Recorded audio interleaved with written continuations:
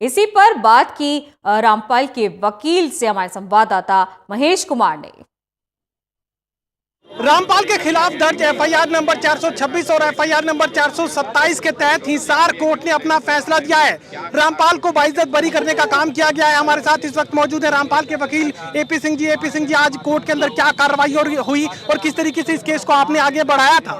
देखिए, आप खासकर आपके लिए मैं कहूंगा, आज तो सब लोग हैं, लेकिन आपने 3 साल, पौने 3 साल तक लगातार अपने इस पर रिपोर्टिंग की है। आपने देखा लगातार प्रोसीडिंग की, पहले कोर्ट में प्रोसीडिंग होती थी, फिर जेल में प्रोसीडिंग शुरू हुई, यहाँ कोर्ट में। हम लॉ एंड ऑर्डर मानने वाले व्यक्ति हैं। संत रामपाल दास जी ने सदैव लॉ एंड ऑर्डर को मानने की बात कही है और आज वो जो पूरा ट्रायल चला उसमें आपने देखा है कि जो प्रोसिक्यूशन के विटनेस थे, जो प्रोसिक्यूशन के एविडेंस थी, उसी को हमने क्रॉस किया, उसी के साथ जिरह की और उसी के साथ जिरह होके बरी हुए। आज दोनों को उसमें 426/14, 427/14, जिसमें शुरुआत में दोनों एफआईआर रजिस्टर्ड की थी, जिसमें पुलिस ने बड़ी मजबूती के साथ कहा था कि संत रामपाल ने बंधक बना रखा है, संत रामपाल दास महाराज जी ने बंधक बना रखा है।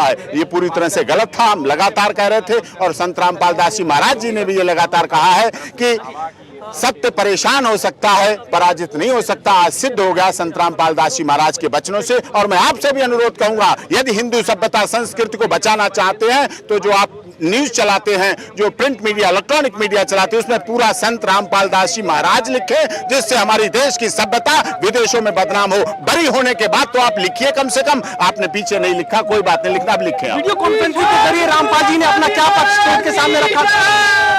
वीडियो कॉन्फ्रेंसिंग के जरिए रामपाल जी ने अपना क्या पक्ष कोर्ट के सामने रखा? नहीं, वीडियो कॉन्फ्रेंसिंग जरिए उनकी केवल अपीयरेंस ली, पक्ष तो हम लोगों को रखना था, डिफेंस को रखना था पक्ष तो, और उन्होंने वीडियो कॉन्फ्रेंसिंग के जरिए अपनी उनकी अपीयरेंस हुई थी। कौन सी ऐसी बात है जिसकी आधार पर आप जीत तक पहुंच पाए, बाइज्जत बरी करवा पाए?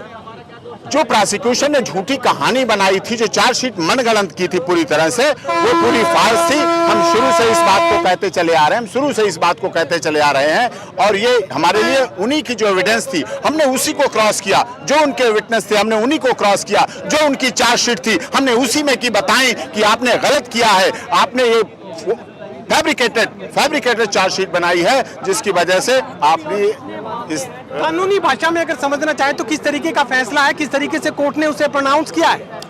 कोर्ट ने संत रामपाल दास जी को कहा कि आप पर जो जो चार्ज लगे, पहले चार्ज पढ़ के सुनाए, ये आरोप पे आप पे लगाए, चार्जशीट फ्रेम हुई थी, फिर चार्ज आपसे कोर्ट लगाए, लेकिन फिर कोर्ट ने कहा आप पर इन सब तमाम दलीलों को सुनने के बाद, डिफेंस और प्रोसिक्यूशन दोनों को सुनने के बाद, अदालत इस नतीजे पर पहुंची कि संत रामपाल दास जी महाराज और उनके फॉलोअर्स को बाइज्जत बरी कर दिया गया है। आज हिसार कोर्ट से मेरे लिए बड़े ही आज आनंद का विषय है। चलिए, रामपाल को लेकर ये फैसला जो सामने आया बेहद चौंकाने वाला है। रामपाल के अनुयायियों के लिए एक बड़ी खबर आप इसे कह सकते हैं। साफ तौर से जीत यहाँ पर हासिल की है रामपाल के वकील ने और कोर्ट ने यह माना है कि रामपाल ने ना तो किसी को बंधक बनाया था और ना ही सरकारी कामकाज में किसी तरह की बाधा पहुंचाने का काम किया था। कैमरामैन विशाल के साथ महेश कुमार, टोटल न्यूज, हिसार।